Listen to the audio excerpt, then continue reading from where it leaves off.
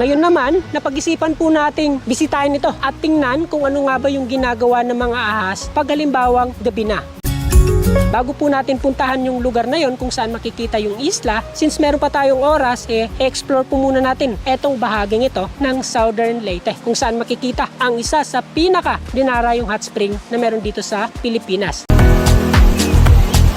So dito, mapapansin po natin na marami yung mga nagbababad dito sa part na to ng stream. Dito kasi nagtatagpo yung mainit tsaka malamig na tubig.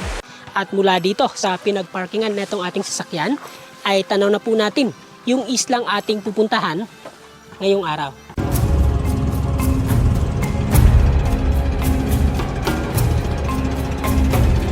Umaraw kasi maghapon at akala namin hindi aakyat dito yung mga sea snakes, pero hindi namin inaasahan na pagpatak ng alas 7 ng gabi, umpisa nang nagsiakyatan yung mga sea snakes na may iba't ibang sizes. Merong maliit, meron din namang malaki. At hindi biro po yung laki nito. Tingnan nyo naman.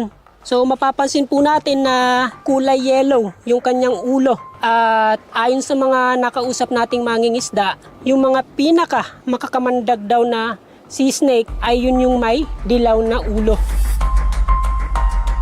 So kumpara dun sa mga ahas na nakita natin kanina, dito karamihan sa mga nakakasalubong naman natin ngayon, eto po yung mga sea snakes na itim yung ulo. Medyo nakaka-proud lang kasi first time na may naglakas ng loob na mag-overnight dito mismo sa Snake Island.